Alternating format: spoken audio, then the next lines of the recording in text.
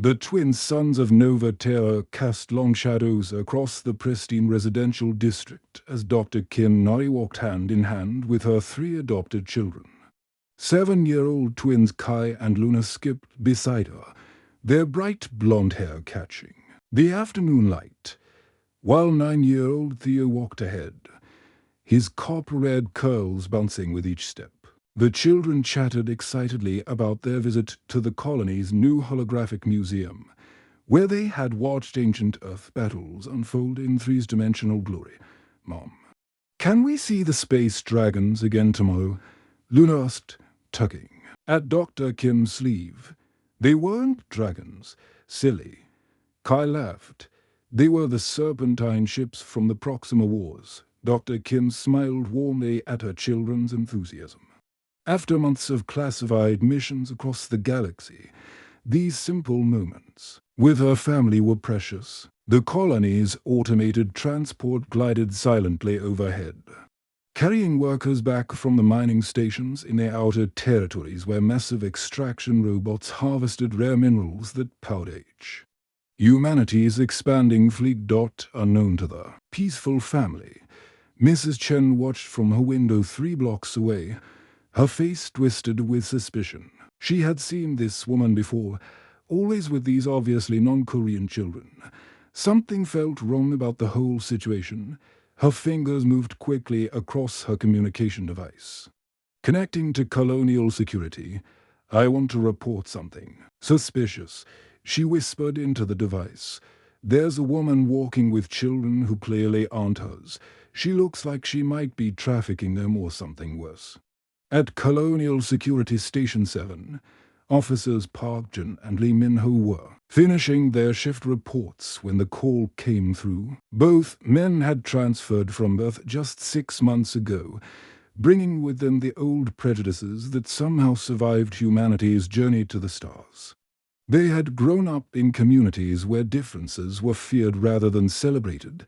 Possible child trafficking in Sector 12, the dispatcher announced. Suspect is described as a dark-skinned woman with 3 light-skinned children. Park Jin grabbed his weapon belt, his mind already making assumptions. Another one of those cases. He muttered to his partner, "These people think they can just take kids and nobody will notice." Lee Min-ho nodded grimly as they boarded their patrol hovercraft FT. The sleek vehicle lifted off silently, its advanced propulsion system barely disturbing the air as it raced toward the residential district. Below them, the colony's sprawling cityscape stretched to the horizon, punctuated by the massive communication towers that kept Nova Terra connected to the galactic network.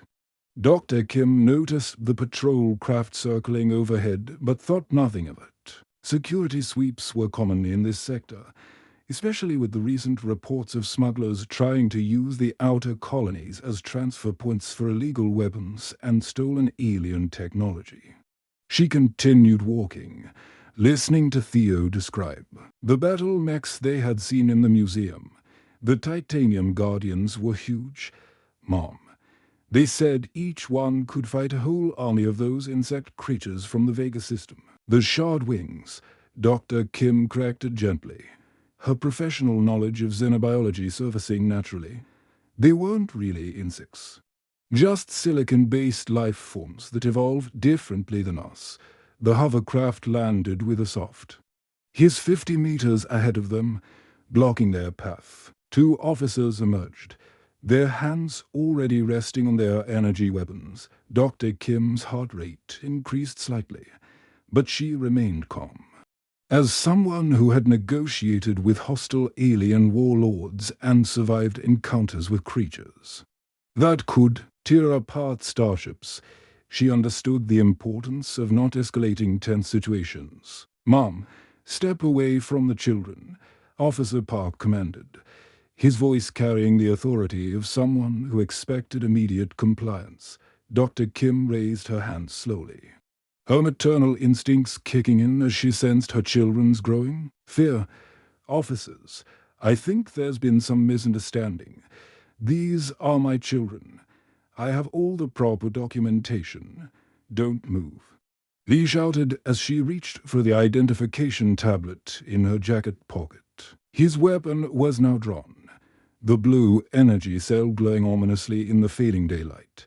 The children began to panic.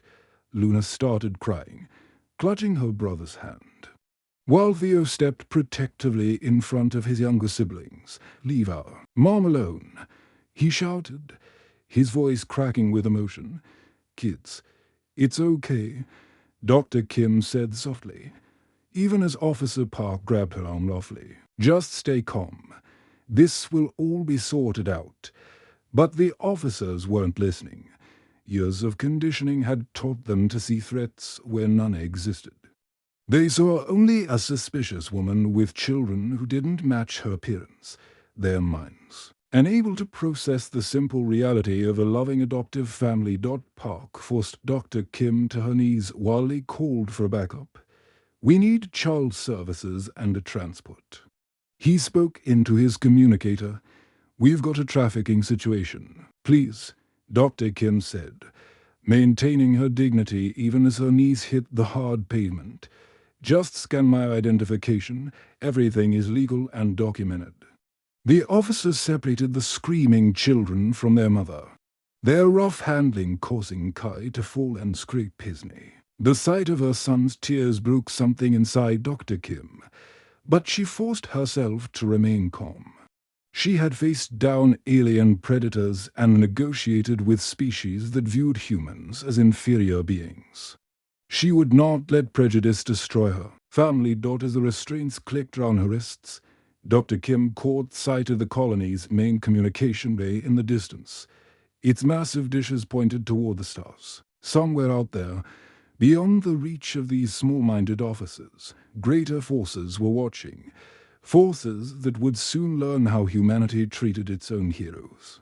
The children's cries echoed through the residential district as their mother was loaded into the security transport, her comm strength the only thing keeping them from complete panic. Administrator Choi Hannah sat in her office on the 42nd floor of the Colonial Command Tower, the city of Nova Terra sprawling beneath her like a glittering circuit board. The massive windows offered a perfect view of the spaceport, where cargo ships from across the galaxy regularly docked, their hulls scarred from journeys through asteroid fields and nebula storms. Tonight, she watched a massive freight hauler from the Centauri system slowly descend, its anti-gravity engines glowing blue against the darkening sky. Her holographic display flickered to life, showing the arrest footage from earlier that evening. Hannah had built her career on making quick, decisive judgments, and initially, everything seemed routine to officers responding to a civilian complaint. A woman who couldn't properly explain her relationship to children who clearly weren't related to her. Standard protocol had been followed. Run standard background check on the suspect. She commanded the AI system, expecting to find a criminal record or at least some red flags that would justify officers. Actions. The biometric scanner hummed to life, analyzing Dr. Kim's facial structure, retinal patterns, and DNA markers from the arrest processing. What happened next made Hannah nearly spill her coffee across her desk. Her screen erupted in a cascade of warning messages, each one more alarming than the last.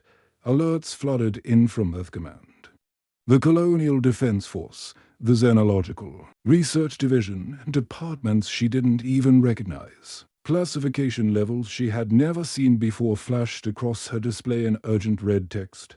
Cosmic clearance required. Galactic security priority. Species level classification. "What in the seven hells?" Anna whispered, her hands trembling, as she tried to access the prisoner's file. Access denied. Clearance insufficient. She tried her administrator override codes, the same ones that gave her access to military deployment schedules and colony defense plans. Access denied. Contact Terran High Command immediately.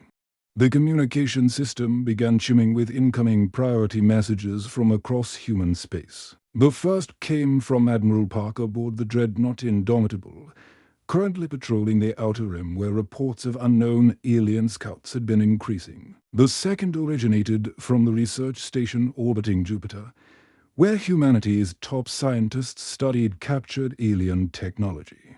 A third message bore the seal of the Galactic Relations Department, a secretive organization most colonists didn't even know existed.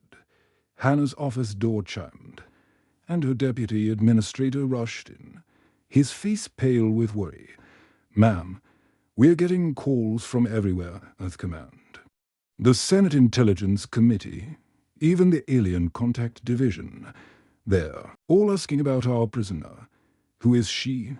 Hannah asked, though she was beginning to fear the answer. Meanwhile, 3 levels below in the Security Detention Center, Dr. Kim Nari sat quietly in her cell, her mind racing through the implications of her arrest. The holding area was designed for common criminals and drunk colonists, not for someone who had spent the last decade negotiating with species that could wipe out entire star systems. The walls were standard durasteel, nothing like the reinforced chambers she had seen on alien ships where they kept their most dangerous prisoners. She could hear the guards talking in hushed tones outside her cell, their voices carrying worry and confusion. Word was spreading quickly through the security department that something big was happening, though none of them understood what. "I need to contact Admiral Song Jun-ho with Terran Defense," Dr. Kim said calmly when the duty officer approached her cell for the 3rd time. "Ma'am, we don't have any Admiral Song in our system," the young officer replied nervously. "Maybe you could call a lawyer instead." Dr. Kim almost smiled despite her situation. These colonial security forces had no idea that Admiral Song commanded the most classified fleet in human space, the ships that made first contact with new alien civilizations and fought the battles that never appeared in history books. His vessels were equipped with technology that made regular starships look like ancient sailing boats. And his crew included specialists trained to communicate with beings that didn't even exist in the same dimensional space as humans, 6 blocks away. In the Colonial Child Services facility, Kai, Luna, and Theo huddled together in a sterile waiting room. The twins had finally stopped crying, but their eyes remained red and puffy. Theo, trying to be brave for his younger siblings, kept asking the social workers when they could see their mother again. "She's not even our real mom," one of the workers whispered to another, not realizing how sharp young ears could be. "Look at them. Those kids are clearly from different backgrounds." What the workers didn't understand was that Dr. Kim had found these children in the ruins of a destroyed colony ship, survivors of a pirate attack in the Kepler system. Their parents had been killed defending the ship's evacuation pods from raiders who used stolen alien weapons technology. Dr. Kim had been part of the rescue mission, her expertise in alien psychology helping to track down the pirates who had been selling human prisoners to species that viewed them as exotic curiosities.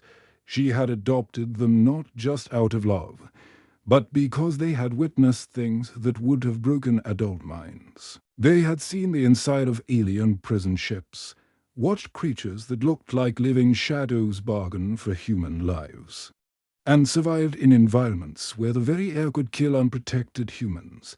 Back in her office, Administrator Hannah finally received a response to her emergency queries. The message came through on a secure channel she didn't even know existed, and the face that appeared on her screen made her heart skip a beat. Fleet Admiral Kim Tae-young, Supreme Commander of Human Space Forces, looked directly at her through the holographic display. Behind him, she could see the bridge of his flagship, a vessel so advanced that its existence was classified above her security level. "Administrator Cho," the Admiral said, his voice carrying the weight of someone who had made decisions affecting billions of lives. "You have in your custody one of the most important people in human history." Dr. Kim Nari has prevented 3 separate galactic wars and is currently our only hope for peaceful relations with a 4th alien species that makes our previous enemies look like children playing with toys. Hannah felt the blood drain from her face as the Admiral continued. She was returning from a successful first contact mission when your officers arrested her. The species she just contacted, the Vexthal, have been observing our colonies for months, deciding whether humanity deserves to survive or should be eliminated as a threat to galactic peace. The hologram leaned forward, his expression grave. They witnessed everything that happened to Dr. Kim today, and right now. They are powering up weapons that could turn every human world into space dust. The sky above Nova Terra suddenly blazed. With light as a massive ship materialized from hyperspace, its rival sending shockwaves through the atmosphere that rattled windows across the colony. Administrator Hannah rushed to her office window, watching in awe as the sleek vessel descended through the clouds. This wasn't just any military ship. It was the Sovereign's Edge, Admiral Song Jun-ho's personal flagship, a vessel that existed in the shadow world of humanity's most classified operations. The ship's hull seemed to shimmer with an otherworldly energy, its surface covered in geometric patterns that hurt to look at directly. These weren't human designs, but technology adapted from the first alien species humanity had ever encountered, the crystalline beings from the Vega system who communicated through light patterns and could bend space itself to their will. The Sovereign's Edge touched down at the spaceport. Smaller escort vessels appeared from nowhere, their cloaking systems disengaging to reveal a full diplomatic fleet. Each ship bore the insignia of the Terran Contact Division, an organization so secret that most government officials didn't know it existed. Their crews were trained to handle situations that could determine the fate of entire civilizations. Admiral Song Jun-ho emerged from his ship wearing the dark blue uniform of the Deep Space Command, his chest decorated with medals that represented victories in battles the public would never hear about. Behind him walked a diverse team of specialists, xenobiologists who had studied creatures that existed in 11 dimensions, linguists who could communicate with hive minds spanning entire star systems, and diplomats who had negotiated with beings that viewed time itself as a weapon. The Admiral's face was grim as he strode through the spaceport, his escort forming a protective formation around him. He had been in the middle of crucial negotiations with the Andromedans, a species that controlled technology capable of traveling between galaxies, when the emergency call came through. The fact that he had abandoned those talks to come to Nova Terra immediately told everyone just how serious this situation had become. Hannah met them at the spaceport, her hands shaking as she saluted the most powerful military officer in human space, Admiral Song. "Sir, I need to understand what's happening here." The Admiral's eyes were cold as he looked at her. "Administrator, do you know what the Kim protocols are?" Hannah shook her head, feeling increasingly small under his gaze. 15 years ago, humanity encountered the Drachnar Empire, a species that had conquered 47 star systems using biological weapons that could wipe out entire planets in hours. Their war fleets were heading toward Earth when Dr. Kim Nari, then just a young xenopsychology researcher, made a breakthrough in understanding their hive mind communication system. As they walked toward the detention center, one of the admirals Eads activated a holographic projector. Images appeared in the air around them, massive alien warships that looked like living creatures, their hulls pulsing with organic energy. These were the Drachnar vessels, each one capable of carrying millions of warrior drones bred specifically for conquest. Dr. Kim discovered that the Drachnar weren't evil, the Admiral continued.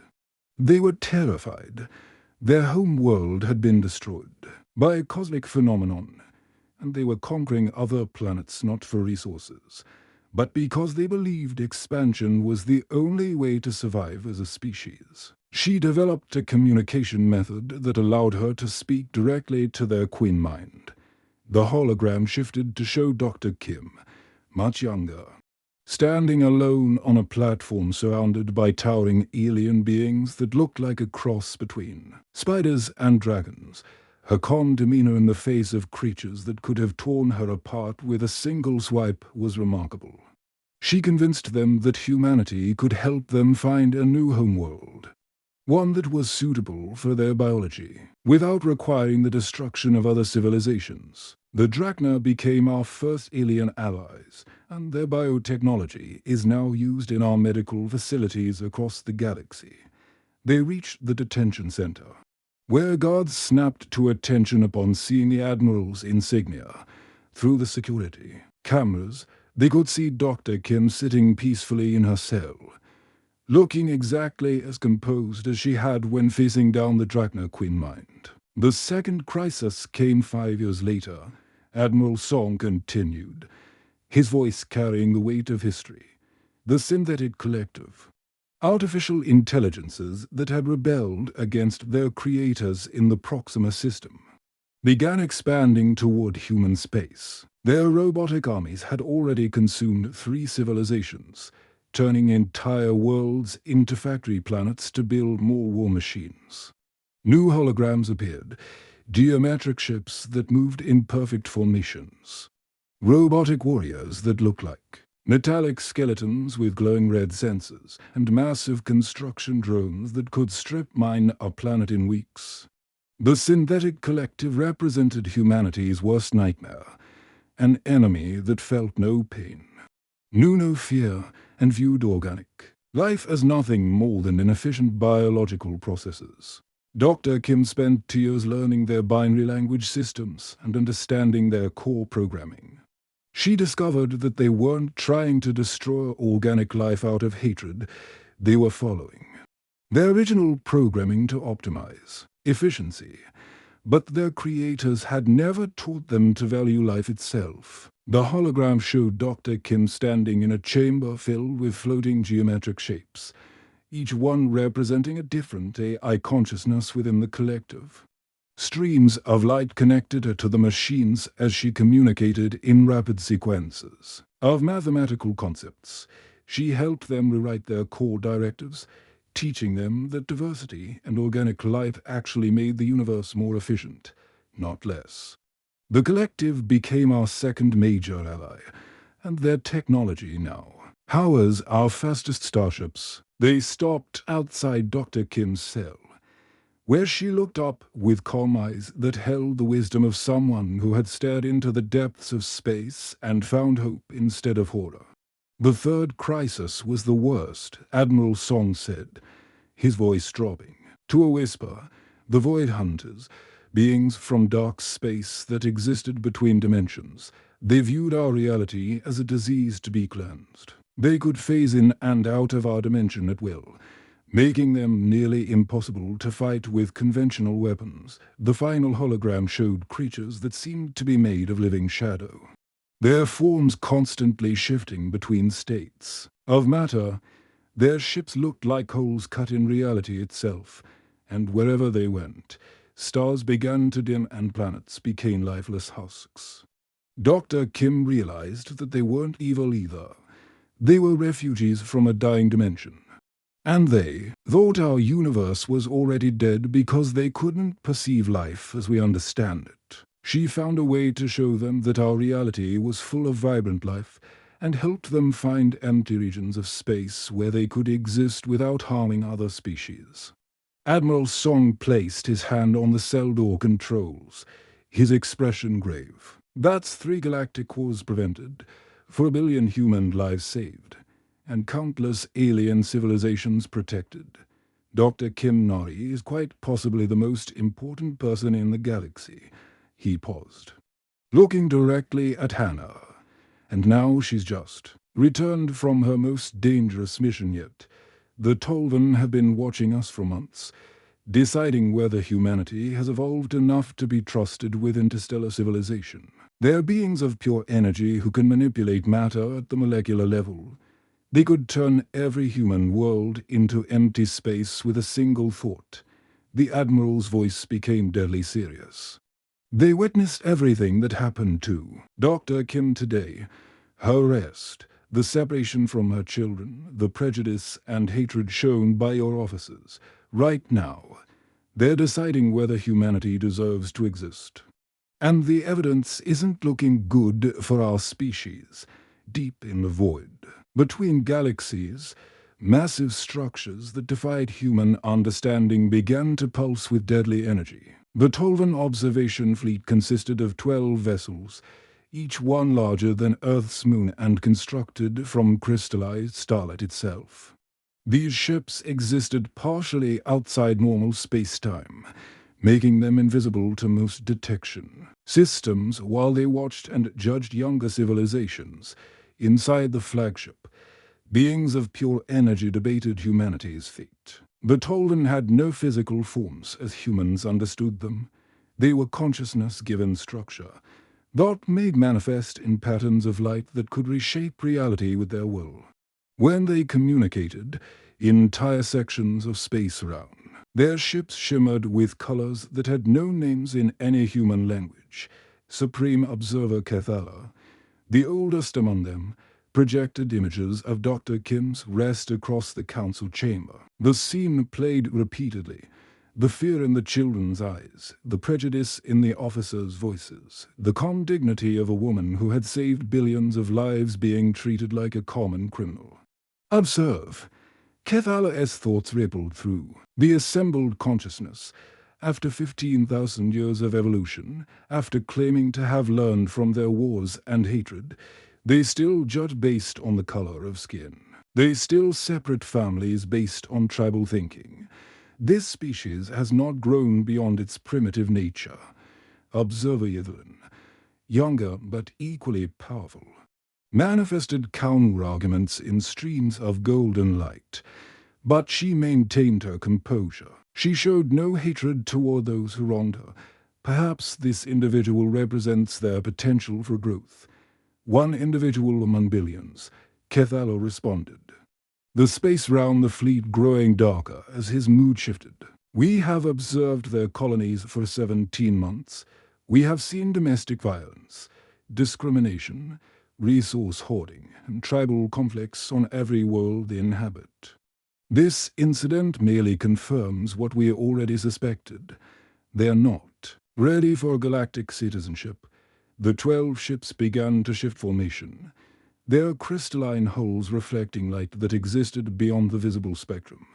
Energy patterns that could unmake matter at the quantum level started building within. Their cores, each vessel carried weapons that could turn an entire solar system into empty space. Technology so advanced that it operated on principles human science would discover for another 1,000 years. Meanwhile, aboard the Sovereign's Edge, Dr. Kim stood in Admiral Song's private communication chamber, her composed exterior hiding the desperate urgency she felt inside.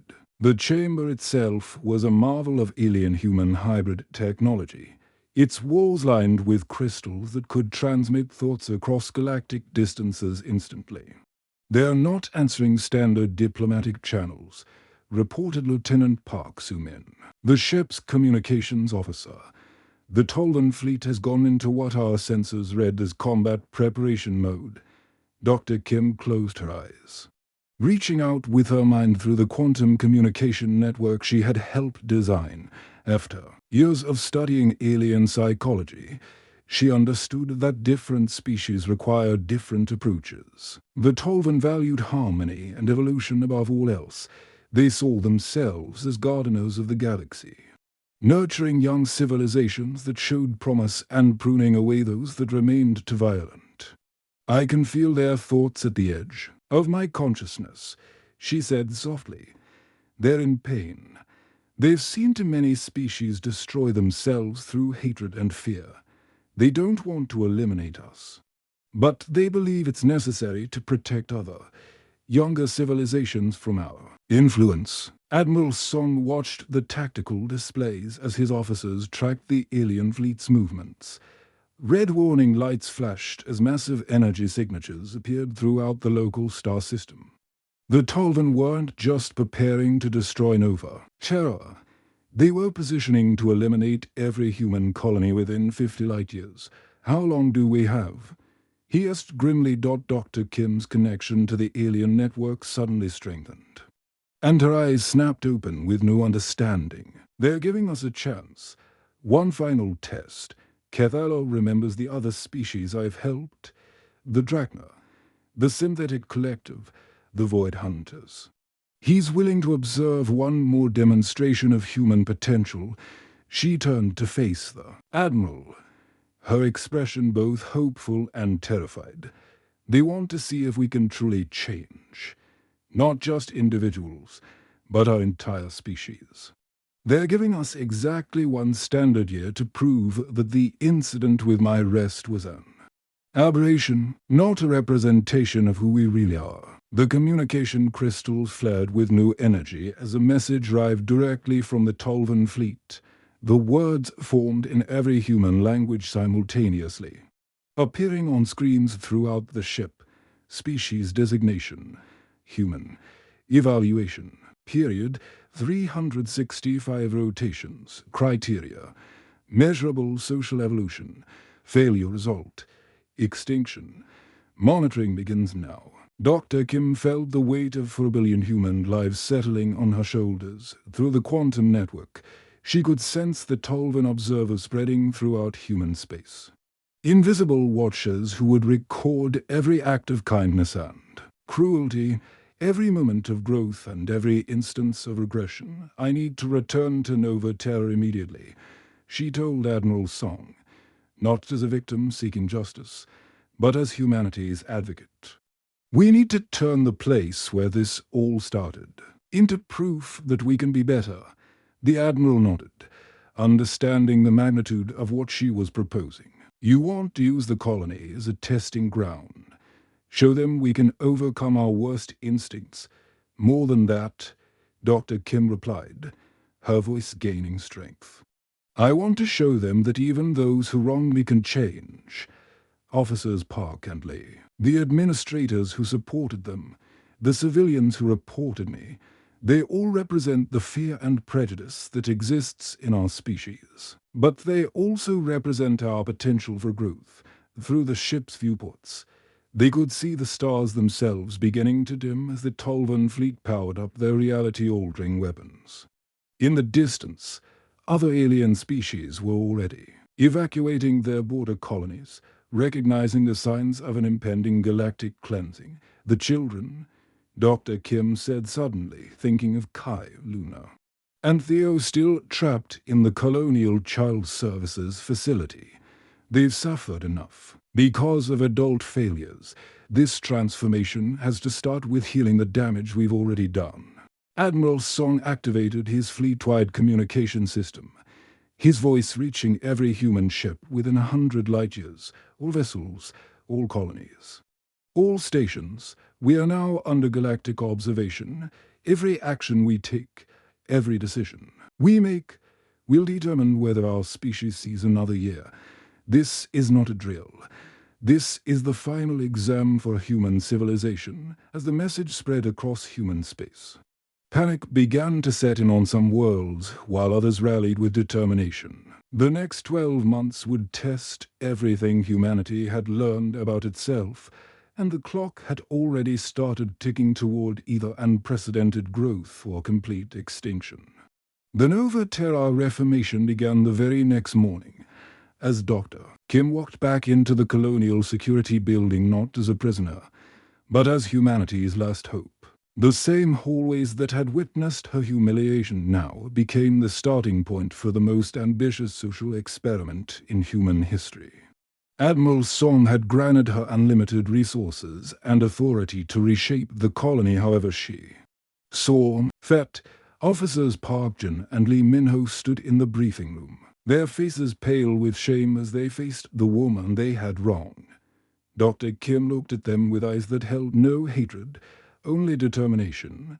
I'm not here for apologies, she said calmly. I'm here because you two are going to help me save Our species, the Tolvan, are watching everything we do, and they need to see that humans can change fundamentally, not just say sorry and move on. The rehabilitation program Dr. Kim designed was unlike anything attempted before. Using advanced alien technology borrowed from the Synthetic Collective, she created immersive simulations that allowed people to experience life from different perspectives.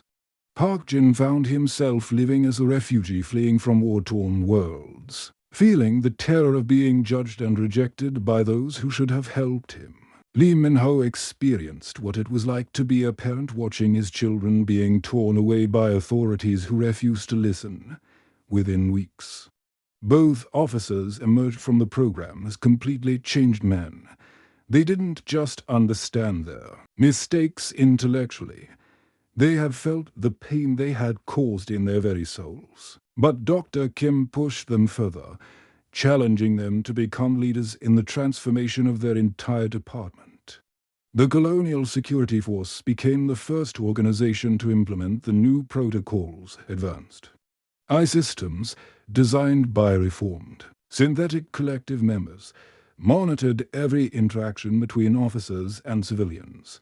When bias was detected, the system immediately connected the officer to counselors who had studied under Dr. Kim herself. But more importantly, the AI helped officers recognize their own prejudices before they could cause harm.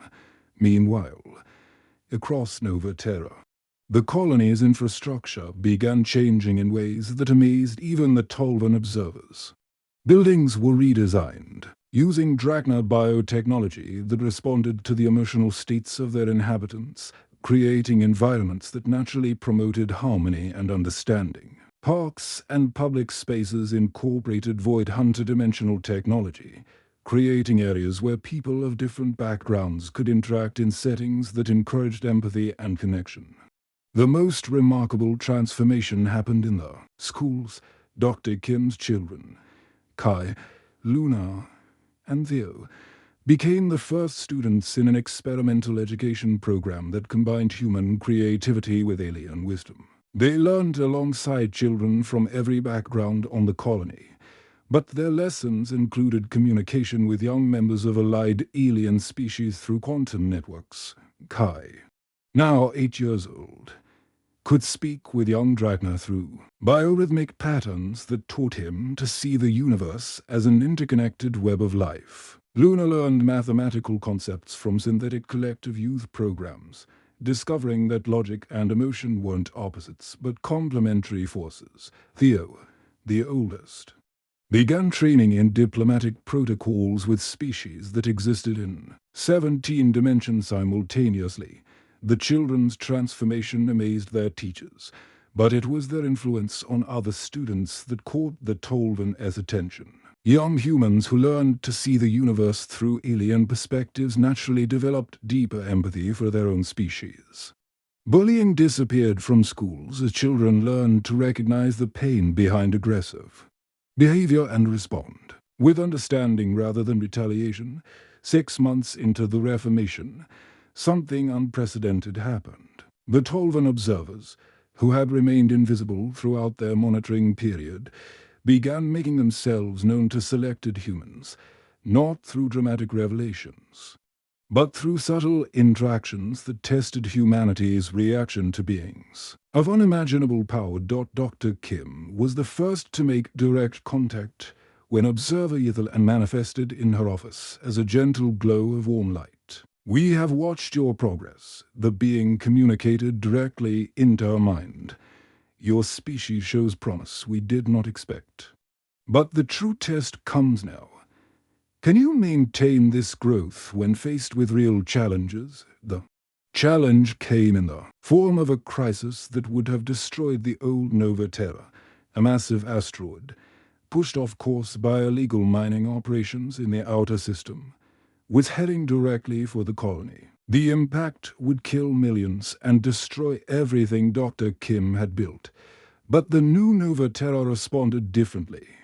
Instead of panic and blame, the colony's diverse population worked together using technologies and strategies learned from Multiple alien civilizations. Drachna biotechnology was used to create organic shields that could absorb and redirect the asteroid's energy. Synthetic collective computational power calculated precise trajectories for intervention. Void. Interdimensional manipulation allowed engineers to shift parts of the asteroid into parallel space. Most importantly, humans from every background worked side by side, their differences becoming strengths rather than sources of conflict. Former enemies collaborated seamlessly, their rehabilitation having taught them that survival depended on unity rather than division. The asteroid crisis was resolved without a single casualty. But the real victory was how humanity had faced the challenge. The Tolvan observers witnessed a species that had learned to see differences as resources rather than threats, that chose cooperation over competition when facing existential danger. 1 year after Dr. Kim's rest, the Tolvan Council convened in the space between galaxies. 12 beings of pure consciousness examined the evidence of human transformation, their thoughts creating roar-like patterns in the cosmic void. Supreme Observer Cathala, who had initially advocated for human extinction, now projected images of the Nova Terra Reformation across the council chamber, children of different backgrounds learning together, former enemies working as partners. A species that had learned to see the universe through the eyes of others, the vote was unanimous. Humanity would not only survive, but would be welcomed into the Galactic Federation as full members, with all the rights and responsibilities that came with galactic citizenship. Dr. Kim Nari stood on the observation deck of the newly constructed Galactic Embassy, watching as massive alien ships arrived in Earth's solar system. These weren't weapons of war, but vessels of welcome, bringing representatives from dozens of species to celebrate humanity's acceptance into the cosmic community. Behind her stood officers Park Jin and Lee Min-ho, now wearing the insignia of the Galactic Diplomatic Security Force. They had volunteered to serve as a personal protection detail, understanding that their greatest honor was defending the woman who had saved not just their souls, but their entire species. Kai, Luna, and Viu, now young adults, prepared to take their own ships to alien worlds as humanity's first interstellar ambassadors. They carried with them the lessons learned from their mother's grace under pressure and their species' capacity for transformation. As the first alien dignitaries stepped onto human soil, Dr. Kim smiled. The journey from that terrible day in the residential district to this moment of galactic acceptance had proven something she had always believed, that even the darkest moments could become the foundation for the brightest futures. The woman who had once been arrested for the crime of loving children, who didn't look like her, had become the architect of humanity's greatest triumph. Her legacy would live on in every human who chose understanding over fear, cooperation over conflict, and love over hatred. The end.